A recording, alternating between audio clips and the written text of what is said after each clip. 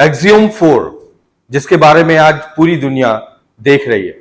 आज 12:01 पर axiom 4 launch हुआ, जो कि कैनेडी स्पेस सेंटर यूएसए से लॉन्च होता है। चलिए इसके बारे में थोड़ी डीप जानकारी को हासिल करते हैं। कैनेडी स्पेस सेंटर से जब ये लॉन्च हुआ तो इसमें टोटल 4 क्रू मेंबर्स थे, जिसमें एक के मेंबर भारत का अधिकारित नागरिक भी है। ये हमारे इंडियन एयरफोर्स के ग्रुप कैप्टन है, जो कि इस क्रू में पायलट का किरदार निभा रहे हैं, शुभांशु शुक्ला।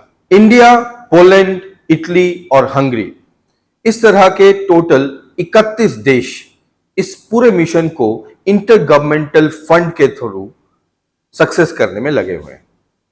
इस पूरे प्रोजेक्ट की इंपॉर्टेंस क्या है वो हमें धीरे धीरे पता चलेगी। इंटरनेशनल स्पेस स्टेशन तक जाने वाली इस पूरी जर्नी पे इस क्रू मेंबर को लगभग 60 से ज्यादा एक्सपेरिमेंट्स करने हैं, और 60 से ज्यादा एक्सपेरिमेंट्स में हर चीज में इस बात पर ज्यादा जोर दिया जाएगा कि माइक्रोग्रेविटी का अलग अलग तरह की बॉडी प्लस अलग अलग सिचुएशंस में क्या असर होता है। और इसके बारे में कुछ 1-2 पॉइंट्स के ऊपर हम लोग और डिटेल में जानकारी लेते हैं। वैसे जैसा कि आप देख पा रहे हैं मेरे पीछे, इस पूरे मिशन को जॉइंट वेंचर के थ्रू लॉन्च किया गया है, जिसमें आप एक तरफ स्पेसएक्स को देखते हैं और दूसरी तरफ नासा।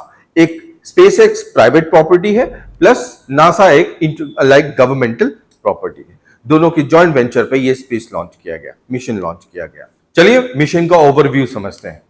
मिशन हमारा एक्सियोम 4 है, जिसका ऑपरेटर एक्सियोम स्पेस, और स्पेसक्राफ्ट जो यहां पर है दैट इज स्पेसएक्स ड्रैगन, और जो रॉकेट इसमें इस्तेमाल किया गया है that is launch vehicle, that is falcon 9 block 5।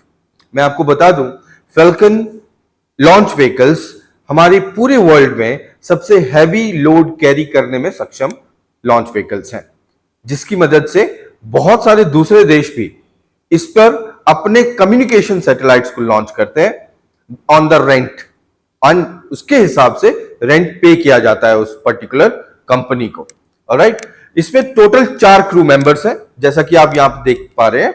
उसमें से हमारे देश का Shubhanshu Shukla India, Peggy Whitson US, Slawosz Uznanski Poland and Tibor Kapu Hungary.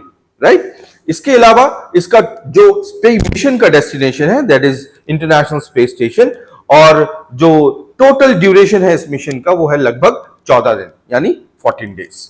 इस 14 डेज में जो ऑब्जेक्टिव है, जैसा कि मैंने आपको पहले भी कहा, to conduct at least experiments on microgravities of space, जिसमें हम लगभग 60 से ज्यादा एक्सपेरिमेंट्स को कंडक्ट करने वाले हैं। हमारे ये क्रू मेंबर कंडक्ट करेंगे।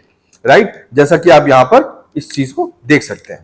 हमारे क्रू मेंबर्स के बारे में और थोड़ी जानकारी लेते हैं। Peggy Whitson, commander of the mission; Shubhanshu Shukla, pilot of the mission; स्टोवर्स, mission specialist; and Tibor Kapu, again mission specialist. इन चारों क्रू मेंबर्स के अलावा और भी 2 क्रू मेंबर्स बैकअप प्लान के थ्रू रखे गए हैं, जैसे कि प्रशांत बालकृष्णन नायर और ग्यूला सिडनी।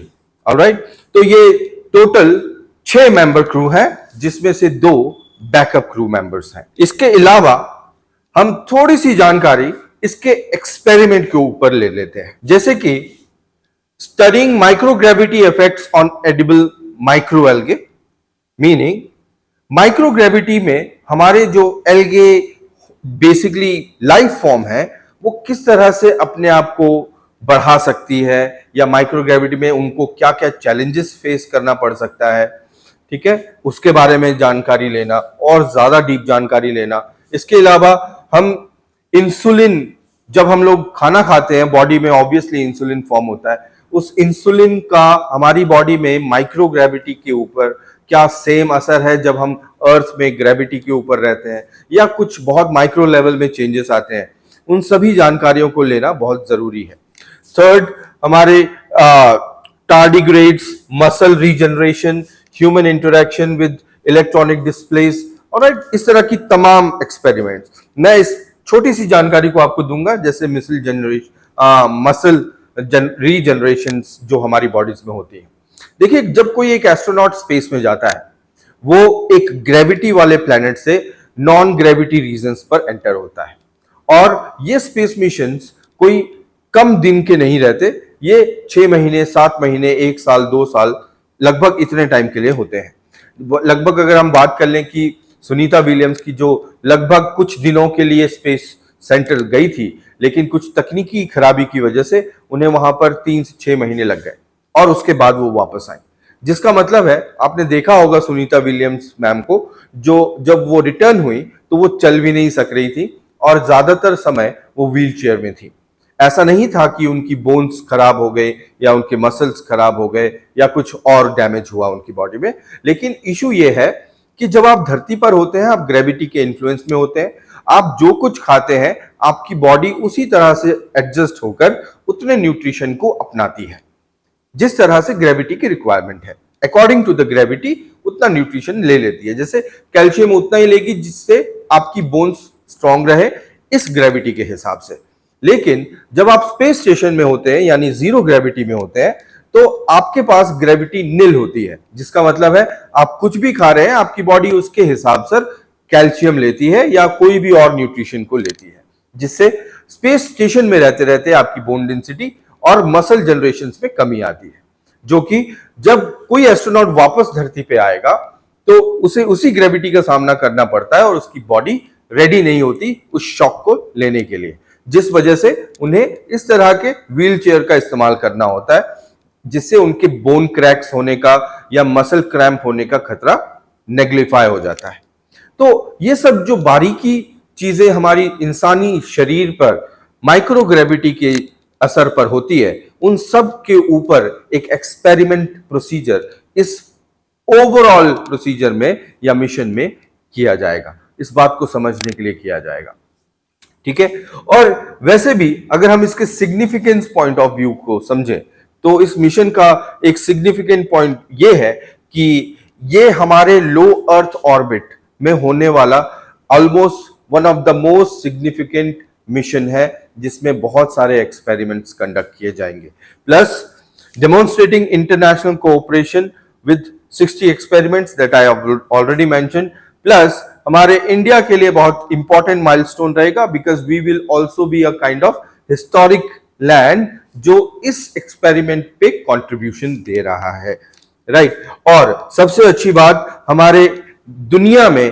पब्लिक और प्राइवेट पार्टनरशिप को लेकर स्पेस ग्रोथ और स्पेस टेक्नोलॉजी में डेवलपमेंट, पब्लिक पार्टनरशिप को लेकर एक नेक्स्ट लेवल रेवोल्यूशन जनरेट हो सकता है इस एक्सपेरिमेंट के थ्रू, और पब्लिक प्राइवेट पार्टनरशिप और ज्यादा इंपॉर्टेंस रखेगी आने वाली इकोनॉमिक कंडीशंस पर, ठीक है। तो इतनी जानकारियां हमारे एग्जामिनेशन पॉइंट ऑफ व्यू से भी बहुत इंपॉर्टेंट है, खासकर सिविल सर्विसेज एस्पिरेंट्स के लिए। तो मैं सभी से ये गुजारिश करूंगा कि वो इस तरह के मिशंस को अपग्रेड रखें। ऑलमोस्ट सभी तरह के सिविल सर्विसेज, चाहे वो स्टेट हो चाहे वो यूपीएससी हो, axiom is important mission for all those aspirants. हमने इस बार भी यूपीएससी में एक्सियोम का क्वेश्चन आते हुए देखे थे। इसी के साथ, इतनी इंफॉर्मेशन के साथ अब ये वीडियो खत्म करते हैं। Thanks for watching, keep on watching Edufy videos. Thank you.